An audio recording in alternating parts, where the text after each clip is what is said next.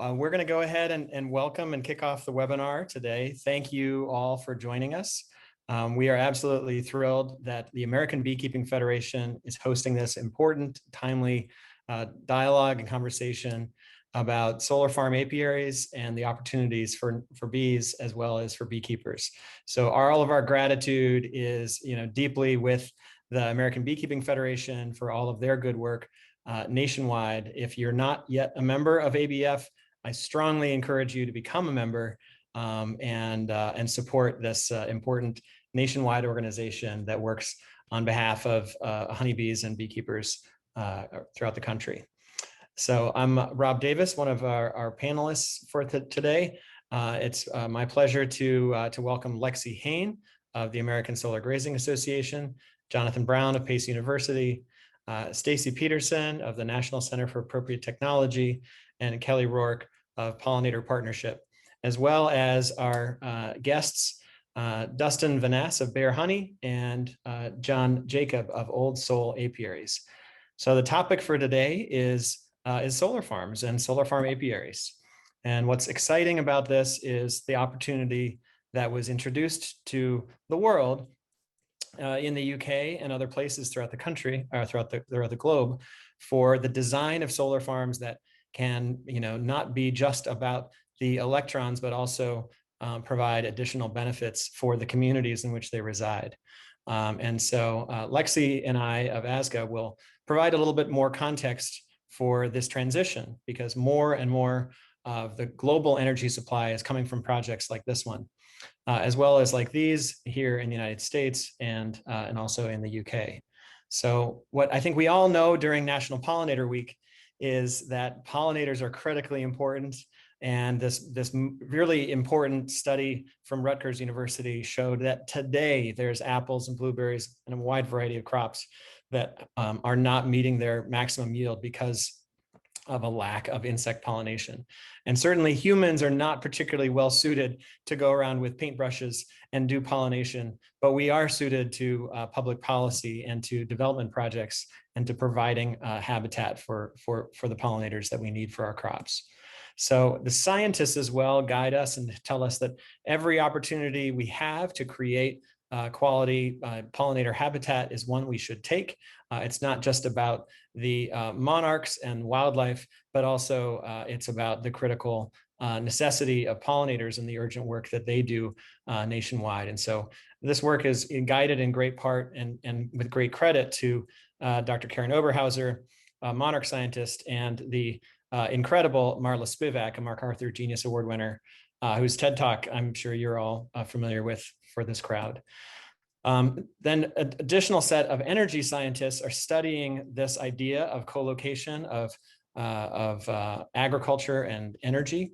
And so the National Renewable Energy Lab INSPIRE study looks at habitat for pollinators, including honeybees, and has actually calculated those benefits to show that doing something better than bare ground or turf grass is possible, and it is meaningful within the managed context of solar farms. This is not a native restoration. It's not restoration of some pre-colonial condition, but within the fence, there is an opportunity to do something that is incrementally better than bare ground or monocrop turf grass. And so the science shows that the pollinator habitat, results in beneficial forage for species. Highlighted recently, actually yesterday in the New York Times and a month prior in Science magazine, about opportunities to really double down and say, hey, we can do clean energy and we can do more and make this planet-friendly energy source even more friendly. So, and it's not just obviously about the livestock that we all enjoy with honeybees and sheep. It's also about wildlife. Someone who couldn't join us today is Howard of the Pheasants Forever. President and CEO of Pheasants Forever and Quail Forever, the habitat organization. Today we're out on a solar site looking at really quality wildlife habitat. And I think one of the big questions is, what is good habitat? And what you want on that landscape is you want that variety of forbs that are blooming in the spring. You want forbs blooming in the summer and the fall. You want it to be a resource for both pollinators and monarchs and all wildlife. And if the system's right, you're also going to be sequestering an incredible amount of carbon. You're going to be holding water and you're going to be protecting soil while generating energy. And this is really an exceptional site. That's what you're looking for on that landscape. Hi, I'm Howard Vincent. And with that, I'm going to turn it over to my colleague, Lexi Hain, the founder and executive director of the American Solar Grazing Association. Take it away, Lexi. Rob, thank you so much. And thank you to our audience today. It is a great day of great joy for me because for many years, I've been working towards, in fact, this day and the release of this contract template. And I've done it with a fabulous team. And I will bring you a little bit back to the origin of it, which is I have a farm in upstate New York. I rotationally graze my sheep on that farm. And then from there, I bring them to solar arrays. And I also host at my farm a local commercial apiary. I have hosted them for almost 10 years now. My friends who host the apiary and I have actually taught each other some best practices around the management of the beehives and the management of the sheep, the management of the floral resources, the pasture plantings I consider, the forage availability. And so it actually has been a wonderful, compatible, harmonious thing that started on my farm and has spread now to a place where, I've been solar grazing now for, I think, 5 years. And I've seen that there are all kinds of solar sites that I am now managing with my grazing business. And I've seen that many of the same benefits that help our friends, our pollinator friends and our honeybees also provide better forage for my sheep, provide a place where lower herbicide use is needed, provide fundamentally a place where the sheep have great well-being, where I can feel safe and feel like this is an excellent choice from an animal welfare standpoint. So as I increasingly both manage my own home flock and my firm's flocks on an expanding list of sites, I also help direct and think through how this should work at scale. We started with, I must thank so much, and Jonathan Brown will be launching this, professor at Pace Law School. It was with his clinic support that this really all came together. They worked very hard to understand this rather complex project.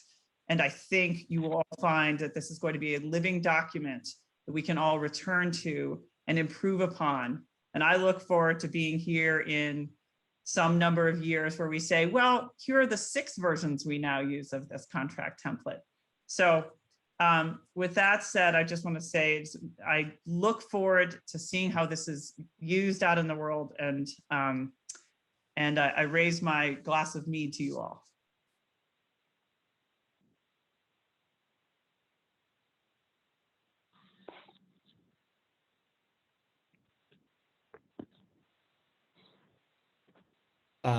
Thank you so much, Lexi. This is so great. We've got some beautiful photos to share of successful projects.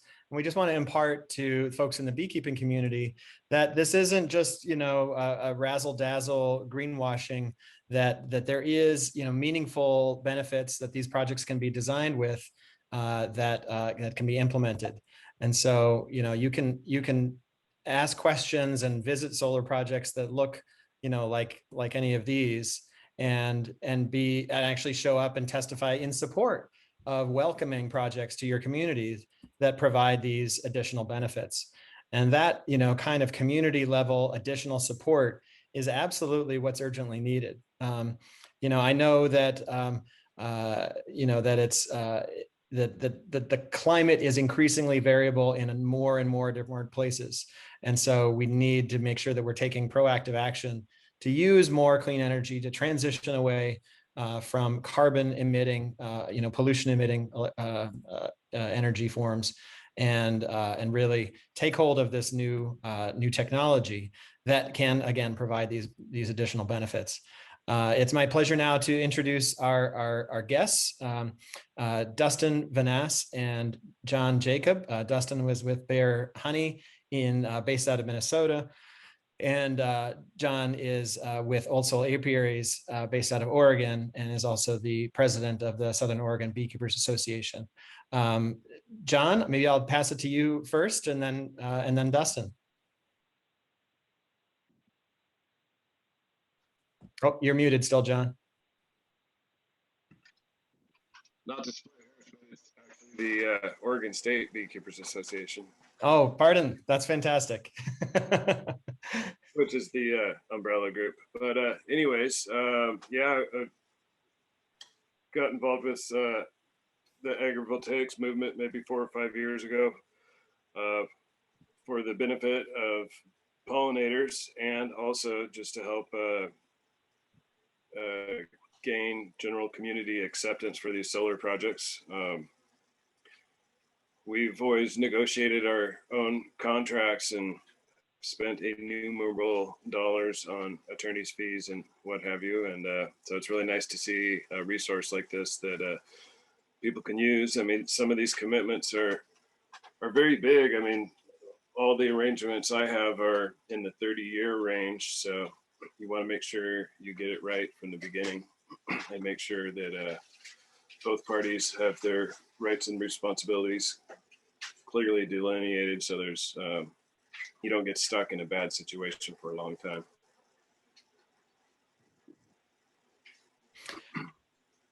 John, could you speak to the performance of some of your hives that happen to be outside the fence of solar projects? We have 4 such sites right now, and a few more coming. They have been exceptional. The honey production has been great. Colony health has been great. I think our highest producing hives are currently on our solar sites. Some of that's a function of the overall location where they're at, but also the forage that has been planted also plays a big role in colony health. And I can second that as well. This is Dustin from Bear Honey. Yeah, the hives that we have on solar are our highest performing hives as well. Yeah, we collect not only honey, but other hive products as well to produce, and pollen being one of them. We noticed that our pollen collection on solar sites is upwards of 30% higher than offsite. And as John was saying, when you're choosing solar sites, when you're working with a company, it's important to, not only look at the size and the seed mix that's on the sites, but also just as when you're choosing any other, out yard, that you're looking and you're determining what the forage is around the sites as well. I see there's a few questions coming in, and that's great. So Tim, you had a question about handle liability with workers on solar farms who are maybe allergic or may not know.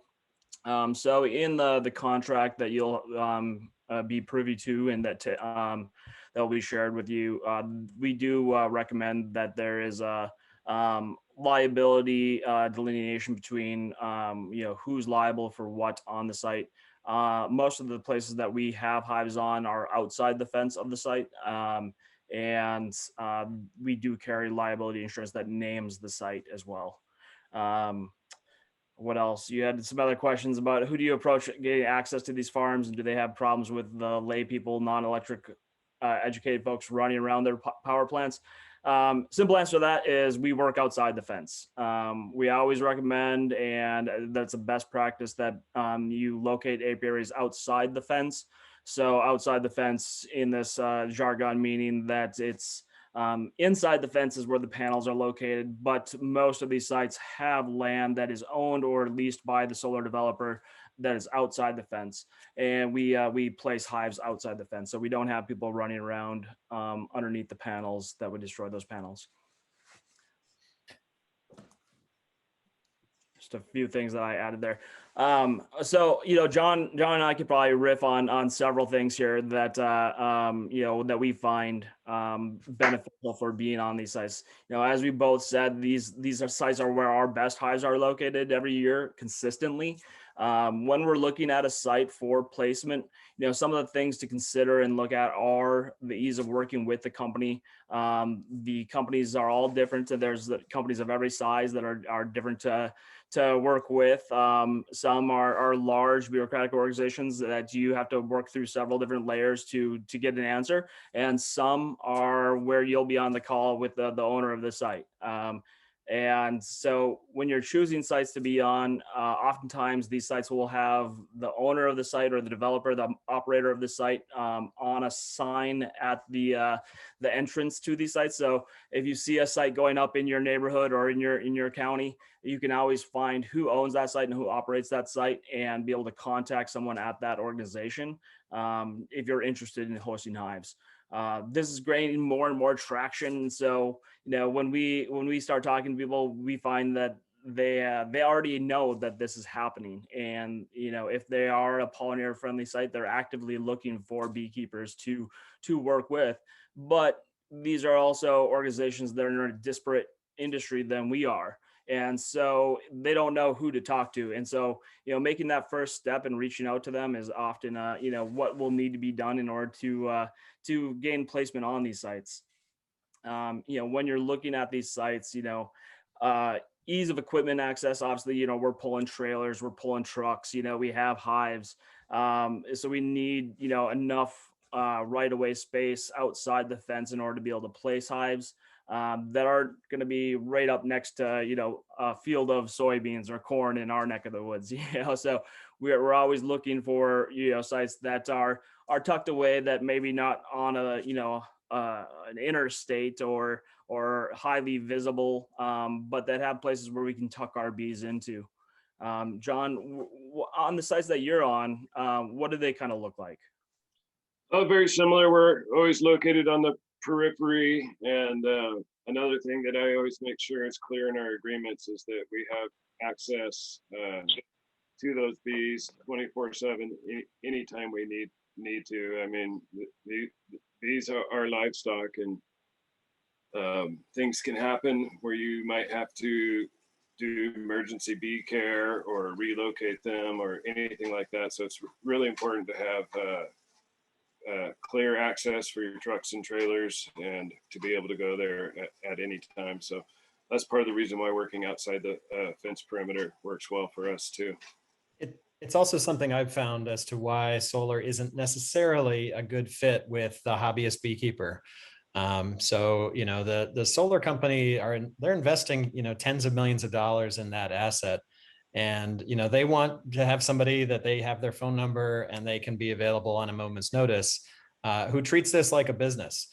And so whether it's from a formal contract and agreement, which was, what we're introducing today, or just availability to, address an issue, or, access to, the kind of filtration and the extraction facilities that are needed, at scale. It's, particularly good fit for sideliners or, into, larger, beekeeping operations. That said, you have to be mindful of your stocking rate. We do have more and more fixtures of bee poop on solar panels. So it's something that can happen. I know that it's something that is not happening with either Dustin's or John's hives. But if you're putting your honeybee hives right up next to the solar panels and pointing the opening to fly them to fly over the panels, that soilage is likely to accumulate. And so in terms of beekeeping, you really want to be mindful of that, as well as making sure you have an empty beehive on site, so that if bees do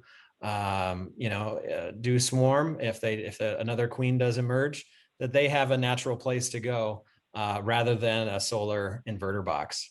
I do want to make sure that we come back to more Q&A, and so please keep putting your questions into the Q&A. But we're going to turn now to Jonathan Brown with Pace University, who is Jonathan and his team created the template contract that is being shared today. Jonathan? Thanks, Rob. Hi, everyone. Thanks for that introduction. So again, my name is John Brown. I teach at Pace Law School, which is in White Plains, New York. And I run a legal clinic there, which is an opportunity for law students at the school to represent clients. In our case, all of our clients are small farms, small food businesses, and nonprofit organizations in the farming and food space. So our clinic had the pleasure for the last few years to work with Lexi and American Solar Grazing Association on a number of great projects, including now a couple of years ago, we worked with Lexi and ASGA to develop a model solar grazing contract. So Lexi talked a little bit about what's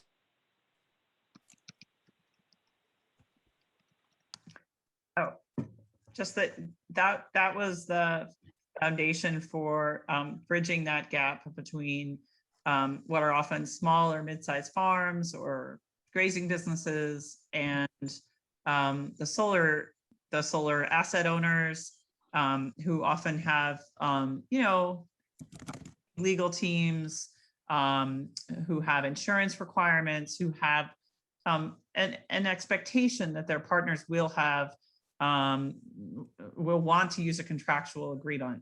And fundamentally what we're doing is we're setting an expectation of a professional relationship between the agricultural sector and the energy sector, the clean energy business and our partners here who want to use good grazing practices and want to bring those practices onto solar arrays. So we did develop that with Jonathan's team.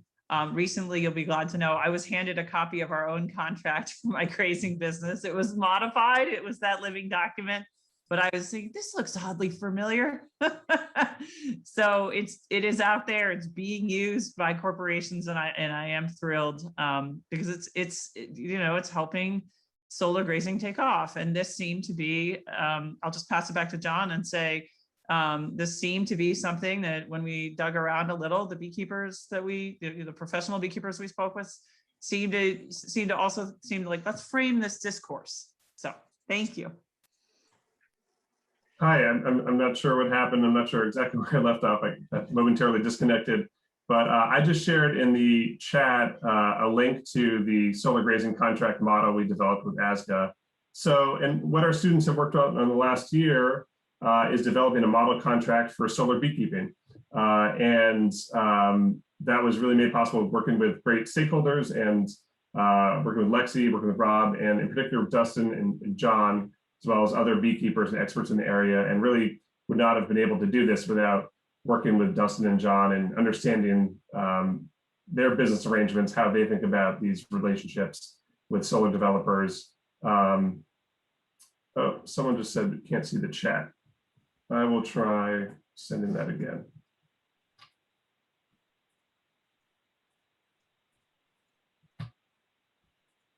Hopefully it's went through this time. So what several of us have referenced that there's a contract coming. So we plan to share this week, if not today, with all of the attendees and registrants, a model solar beekeeping contract that we've developed. And the idea here is to have a place to start for these relationships, because this is obviously a new kind of business relationship. And what we found with the solar grazing contract, and just as much so, if not more so, with solar beekeeping is a lot of it is just where do you start, right? Like you can't start from just a lease. This is not a lease relationship, right? This is not someone paying the landlord money to have access to the land. In fact, what's going on with these business arrangements is that generally developers are paying beekeepers to put their hives at the solar site because there are benefits that accrue to the solar developer. Developers want to have this there, and there are a lot of good incentives for them to have it there. And so not only does this help beekeepers in the sense that this is a great place to locate a site, as Dustin and John have explained, we think that it's appropriate that if it's this valuable to solar developers, that they can pay. And that's the arrangement that, as I understand, in the larger arrangements that John and Dustin are doing, that is what's happening. It's payment for the service of providing an apiary at the solar site. But again, this is a pretty new concept. This is a pretty new arrangement. So we think it's valuable to have a contract that lays that out clearly and lays out a number of issues, like people have already brought up liability. You know, how do you approach liability when you have bees at the site? For that particular issue, the way we approach it is that these are bees. Solar sites should know what they're getting into, and so you know, liability stemming from the fact that people may be stung by bees, that should be something that the solar sites accept. Both parties recommended should have insurance, should have liability insurance, but that kind of, you know, expected risk from having bees on the site, that is something that probably should be absorbed by the solar developer. So that is, you know, one of the many issues that we think it's important to set out in the contract. So just generally, you know, why is it important to have a contract for this kind of thing? John's already alluded to some of the reasons, but you know, in any situation like this, you know, if you want this relationship to last for a long time, if you're expecting that, you know, everything that you're being told is that, you know, is great for the developer and everything that's working today is going to last, well, you better have that in writing. You better have a contractual commitment to that. But beyond that, you know, there's going to be all sorts of issues that probably won't get worked out unless you work them out through the process of talking through what's going to go into a contract and working that out together. And I think it's much more beneficial to work that out at the outset when you're forming this relationship than waiting till down the road. These issues could arise later and you don't know if you're on the same page. And at that point, there's going to be disputes. So, you know, I think that's true in any kind of business arrangement. And we always advocate for clients to you know, put their arrangements down in writing and in solid contracts. I'd say it's even more valuable in this situation because, again, there's very, very little in the way of precedent here for this kind of relationship. You know, if you have a very short lease and you haven't addressed a provision, you can probably refer to, you know, landlord-tenant law and how these things usually work in a farm lease arrangement, for example. But what can you refer to when, you know, you have a solar beekeeping arrangement and you say, well, okay, how does it typically work in a solar beekeeping arrangement? This is pretty new. And so if you don't work it out in the contract, there's not a lot of places you can turn. So I don't want to spend time going through every, you know, clause of the contract here. Again, we're going to share it very shortly with everyone, and I hope it's valuable. Just a couple key things I want to mention. For any, you know, arrangement like this, any business contract, usually the most important terms are what is the payment and what is the payment for? What are the services that are being provided or goods that are being provided in exchange for the payment? And, you know, that's maybe not totally obvious here, what those terms are for someone coming in and not having seen one of these arrangements before. So again, we spent a lot of time talking to stakeholders, and particularly Dustin and John, thinking through the different ways these could work from a business perspective. What we laid out in the model contract is that the payment could be in the form of, you know, a payment for services over time, a periodic payment. It could be one lump sum payment up front. In some cases with folks we talked to, the payment's been in the form of a commitment by a solar developer to buy a certain amount of honey at a premium price. That's probably less typical, but it's, you know, it's possible. And then in exchange, what is the service that a beekeeper is providing in exchange for that payment? It's not enough just to say, you're paying me for having a solar site apiary, period. Well, what is the solar site apiary? When is it going to be there? You know, what is the thing that's being provided in exchange? In some arrangements, a lot of what's driving this is being able to classify and qualify the land as land and agricultural production, depending on how that's defined under state law. You know, there may be tax benefits or other benefits that accrue to the landowner if having the apiary located at the site can qualify the land as land and agricultural production. So in that case, the service that's being provided in exchange for the payment could be, you know, to put an apiary there to cause the land and maintain the land as land and agricultural production, however that's defined under your particular state law. In other states or in other situations, that may not apply. It's certainly different from state to state how this would be viewed in terms of land and agricultural production or the comparable term. So in other cases, that might not work. So what we've laid out in our contract is a couple different options for that, including that it could be something like that, causing the land to qualify, or it could be just, you know, a bare minimum number of hives at the site over the term of the contract, not necessarily every day of the year, but defining what the season is or time ranges are going to be within the year where it's committed there are going to be some hives at the site. And then the last thing to mention, something we understood to be a pretty important term in talking to stakeholders, is what is the vegetation management plan? And if, you know, the arrangement at the outset, if that's important to you, what the vegetation is going to be, it's important to address that in the contract and make sure, you know, if there's a plan that's been shared with you, the landlord or landowner is going to stick to that plan. If that plan is going to change, you might, you know, maybe have some consent rights of that changing if it's going to change in a material way that affects the core of the relationship and why you're putting your bees there in the first place. And then you could also build in requirements as to pollinator friendly vegetation right there at the outfront when you're laying that out in the contract, what the vegetation is going to be. And John and Dustin, could you both comment about that last item? You know, I mean, to what do you attribute the health of your honeybees and the prosperity of your honeybees? Is it the panels, or is it maybe something else? Go ahead, John. I would say it's diversity of forage and lack of pesticides, chiefly. I would echo the same regard. When I was talking about our pollen collection earlier, oftentimes when we're collecting pollen at other sites, we get very, large amounts of the same type of pollen in each load. Whereas at our solar sites is a very diverse amount of pollens that are in the pollen collection baskets that we're harvesting.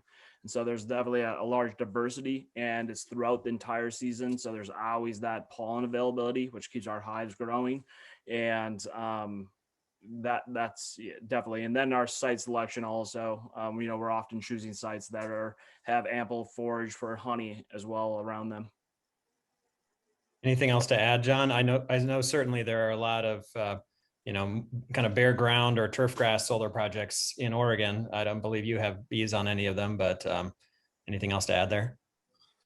No, I wouldn't get involved with any solar apiary if it weren't strategically managed for pollinators. Super important. Those guys are going to make a lot of money, and if you're going to do something with them, you should have an agreement that makes sure that they do it right. I'd like to add also that, one part of having this agreement in place and having that predictability of what the seed mix is on the site, and having the operators provide that seed mix to you, as well as their management calendars, is that you can then help time out your season as well, knowing like what's coming into bloom, and what's on the site, how many pounds of seed per acre were planted of certain different types of plants, can help you be a little bit more predictive of what kind of harvest you're going to get on these sites. That's fantastic. I'd like to make some space now. We resolved our technical issues, and Joan, I'd love, thank you so much for hosting this important, conversation, sharing it with the American Beekeeping Federation members. Joan, I apologize. Is your title president of ABF or chairwoman of the board? No, I am the president of the American Beekeeping Federation. Wonderful. And yeah, please go ahead. Okay. All right. Well, I'd like to thank everyone, first of all, for being a part of this very important webinar. Anything with pollinators and help for managed honeybees is greatly appreciated by the American Beekeeping Federation. As I said before, I'm the president of this association, and we are very proud to bring this webinar to your attention. It was planned during Pollinator Week for a reason.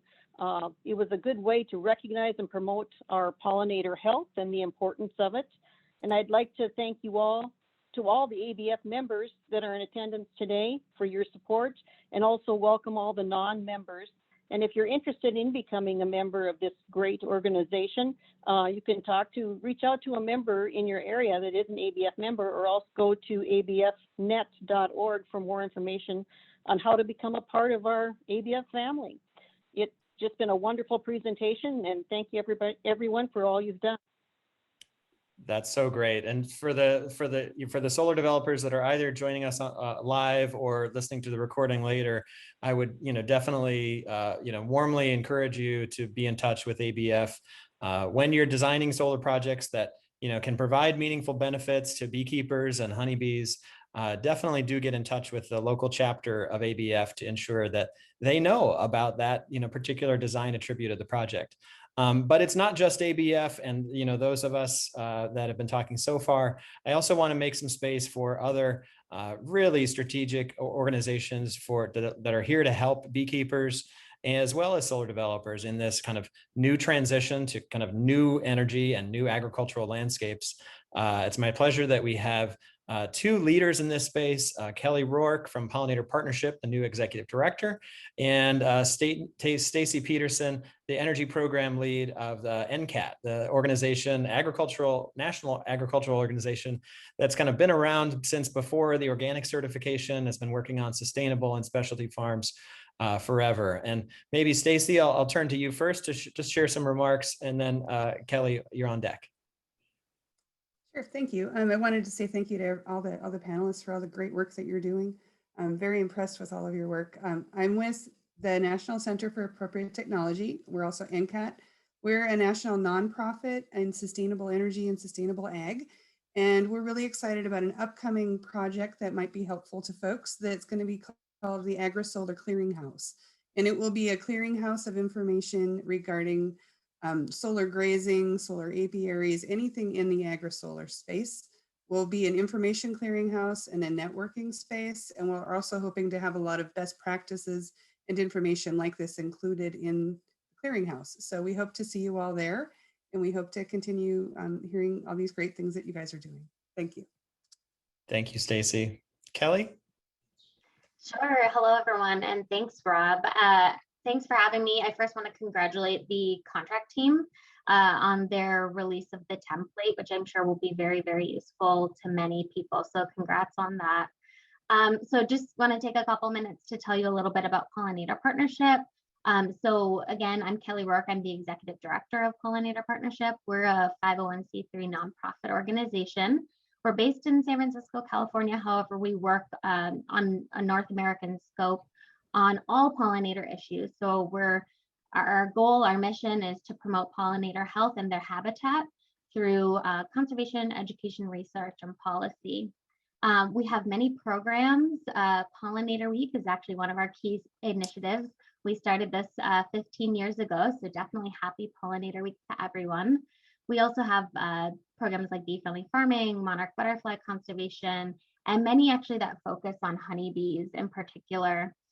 We have a honeybee health grant program, a BMD web diagnostic tool, and many forage guides as well. So more recently, we've gotten involved with consulting with the solar industry to promote pollinator habitat in solar operations. And so under that, we've been helping with more on the purchaser side with power purchase agreements, as well as pollinator-friendly scorecards. And then in terms of development, we've been helping with site assessments, seed mix curation, habitat plans from everything involving site preparations, installation and long-term maintenance as well. And then in addition, we've helped with some permitting, education and outreach to increase community buy-in as well. So basically, we're doing everything we can to provide safe forage for honeybees and other pollinators while making it feasible, affordable, and beneficial for all parties involved. So I'll leave it there, and you're welcome to reach out to me. Pollinator.org is our website, and my email is kr@pollinator.org. Thanks. Thank you, Kelly. Lexi, Jonathan, any closing remarks before, or I guess any remarks to add and before we kind of turn to closing out?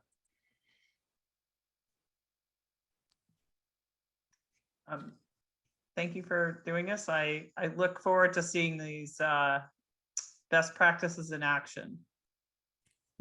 Fantastic. So the model contract will you'll find a copy in all of your email boxes. And again, if not later today, absolutely this week, and it'll be posted to the websites of some of our organizations. So we're very grateful for all of your time and input in all of this work. One additional question did come in just now to the panelists. So the question is, at what stage or year after a perennial seed mix is installed, so after seeding is installed, at what stage should a solar developer begin working with beekeepers? Maybe, Dustin and John, I imagine you guys will have interesting and different answers to that question. Because I think you've both started from the very beginning and also come in when the site's been fully established. Yeah, definitely. So we've been on sites that are year one sites. We've been on sites that are up to year 5 now, I think year 5. Yeah. And so, I think, we really see the benefit starting in year 2. Year 1 sites, there's a lot of perennials that are biennial blooms that haven't come up or yet, and so you start seeing the bigger diversity in year 2. So I would say year 2 is what I would recommend, and that what we look for at this point. So we don't look for year 1 sites, but we look for year 2 sites or further on. John, anything to add? Well, I would agree that many of the benefits accrue over time, especially as plantings become more mature. But that said, every site I've been involved with, we've started working with the developer before one seed has been planted, before one panel has been put up, because these guys often need and want guidance for the project. So I've been lucky enough to be involved usually before ground is even broke. Yep. And, I think that these questions will be, incredibly diverse and variable as different states have policies that have, agricultural or energy incentives, that require a solar developer to work with a beekeeper, or, or just other structures, and those will continue to evolve. But I think the important thing is it doesn't hurt to start early. And in terms of when the bees go on, it's always going to be site-specific decisions. And I definitely noticed that, Kelly mentioned the pollinator scorecard. So Rob, if you could talk a little bit more about that, I think that would be a helpful part of this question when Clayton was asking about, is there a threshold percentage of bloom coverage? Going on to a site that has a pollinator scorecard is an easy way to then determine like what is coming into bloom and how much bloom there will be. Hey, yeah, I like our guest star here.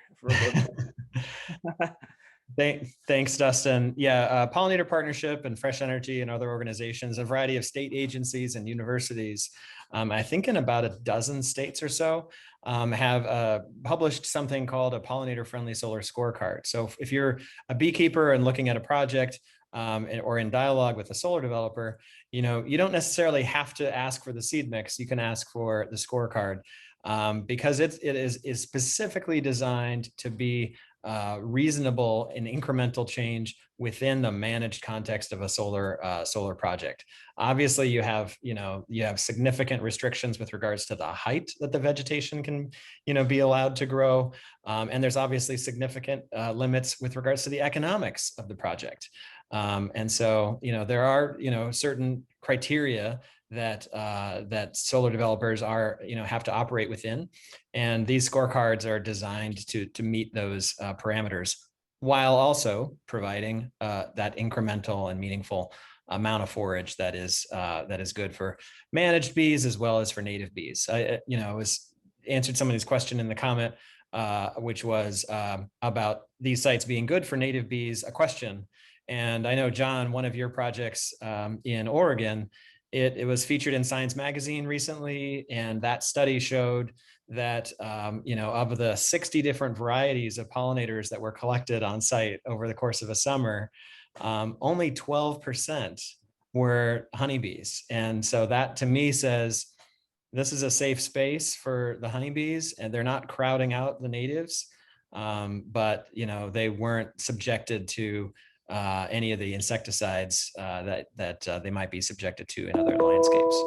So so there's a growing number of resources and tools for beekeepers to use from any and all of our organizations to ensure that you can get your questions answered, and that you can help support and take advantage of and maximize the benefits of this transition to these new landscapes.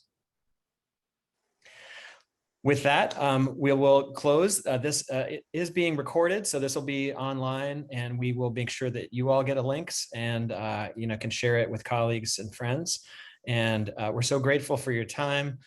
All right, well, thank you everyone again. Have a great rest of your afternoon.